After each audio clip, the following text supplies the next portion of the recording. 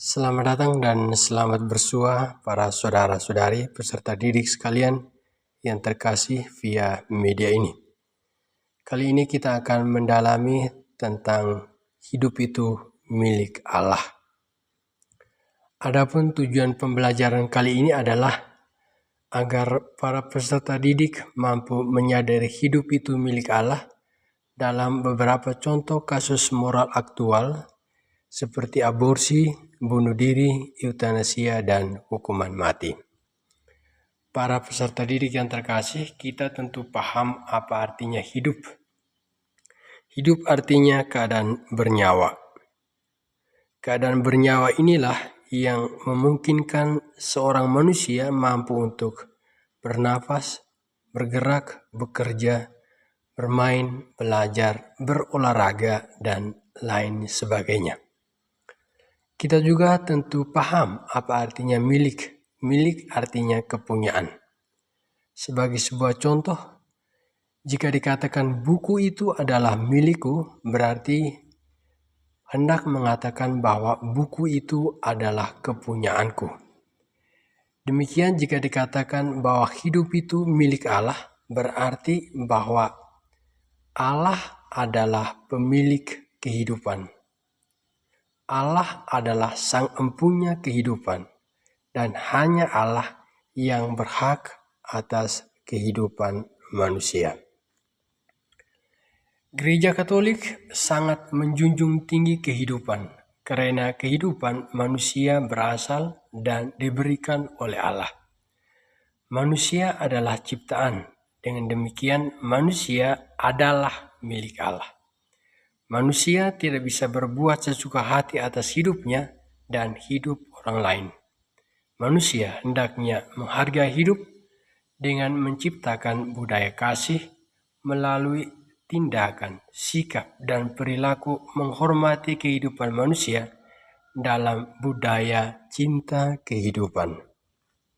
Kita akan mendalami ajaran kitab suci tentang hidup itu milik Allah. Yang pertama dalam Yeremia bab 1 ayat 4-5. Di sana dikatakan, Allah berkata kepada Yeremia, "Sebelum aku membentuk engkau dalam rahim ibumu, aku telah mengenal engkau, dan sebelum engkau keluar dari kandungan, aku telah menguduskan engkau.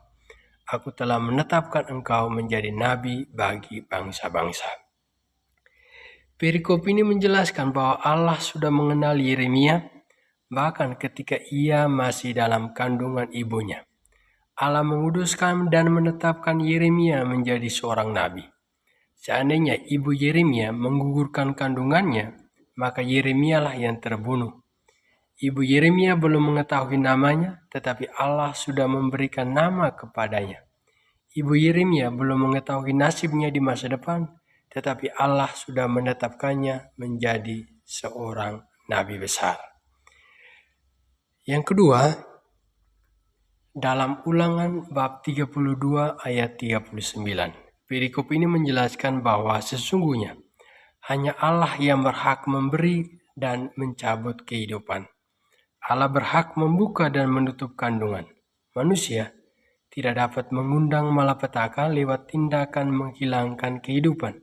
Karena itu berarti telah merampas hak Allah. Yang ketiga dalam Keluaran bab 20 ayat 13. Di sana ada perintah jangan membunuh. Jangan membunuh berarti jangan menghilangkan nyawa orang lain.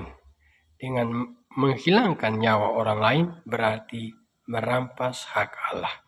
Karena sekali lagi hanya Allah yang memiliki hak atas hidup manusia. Yang berikut dalam perjanjian baru yaitu Matius bab 5 ayat 21-22. Kamu telah mendengar yang difirmankan kepada nenek moyang kita, jangan membunuh. Siapa yang membunuh harus dihukum. Siapa yang berkata kepada saudaranya kafir harus dihadapkan ke mahkamah agama, dan siapa yang berkata jahil harus diserahkan ke dalam neraka yang menyala-nyala. Perintah jangan membunuh dalam perjanjian lama diperluas maknanya oleh Yesus. Bukan sekedar jangan atau tidak menghilangkan nyawa orang, tetapi memperlakukan sesama manusia secara bermartabat dan penuh cinta kasih. Lebih lanjut kita akan mendalami ajaran gereja tentang hidup itu milik Allah. Yang pertama dalam dokumen Konsili Vatikan II, Gaudium et Spes artikel 51. Mengenai pengguguran, tradisi gereja sudah memiliki sikap yang amat jelas mulai dari abad-abad pertama. Walaupun pada masa abad-abad pertama itu, masyarakat Romawi sudah melegalkan pengguguran, tetapi hal ini tidak diterima oleh gereja. Gereja selalu menentang dan melarang pengguguran kandungan. Konsili Vatikan II masih menyebut bahwa pengguguran adalah suatu tindakan kejahatan durhaka. Ini adalah dosa besar. Allah telah mempercayakan pelayanan mulia melestarikan hidup kepada manusia untuk dijalankan dengan cara yang layak baginya.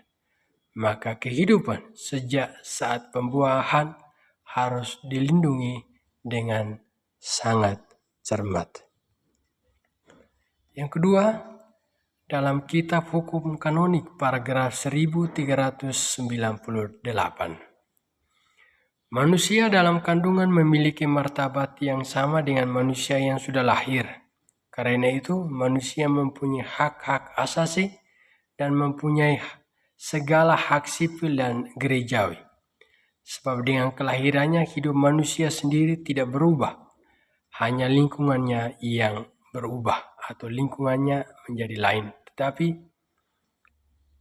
haknya tidak berubah. Maka dengan demikian dalam Kitab Hukum Kanonik paragraf 1398, gereja menghukum pelanggaran melawan kehidupan manusia ini dengan hukum gereja yang disebut ekskomunikasi. Barang siapa yang melakukan pengguguran kandungan dan berhasil terkena ekskomunikasi. Ya, hukuman ekskomunikasi adalah prosedur formal dalam gereja kepada seseorang atau sekelompok orang yang menyatakan status mereka sebagai di luar komunitas gereja. Yang berikut, ajaran gereja tentang hidup itu milik Allah itu terdapat dalam Katekismus Gereja Katolik artikel 2270. Kehidupan manusia harus dihormati dan dilindungi secara absolut sejak saat pembuahannya.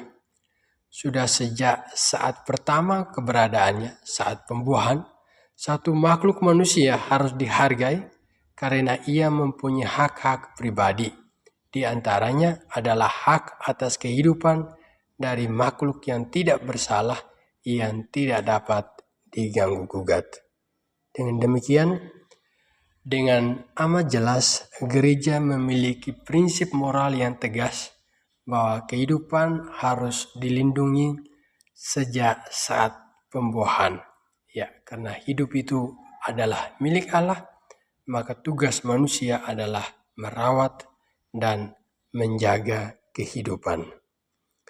Dari uraian-uraian di atas, maka dapat kita pahami bahwa gereja Katolik sangat menjunjung tinggi kehidupan karena kehidupan manusia berasal dan diberikan oleh Allah. Manusia adalah ciptaan dan milik Allah.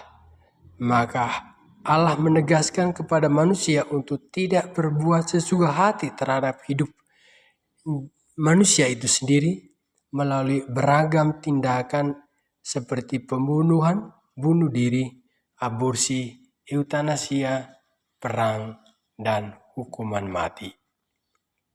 Ya, kita paham pembunuhan berarti suatu tindakan yang dengan sengaja mematikan atau membuat supaya orang lain mati atau meninggal dunia. Ya, bunuh diri berarti tindakan yang dengan sengaja mematikan diri sendiri. Aborsi adalah tindakan menggugurkan kandungan.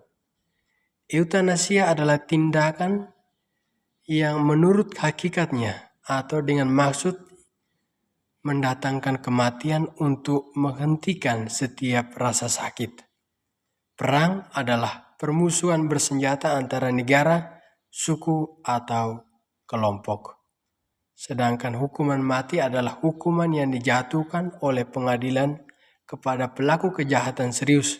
Hukuman ini merupakan hukuman terberat yang dijatuhkan oleh pengadilan, dalam mana seseorang itu dibunuh, ditembak, atau digantung.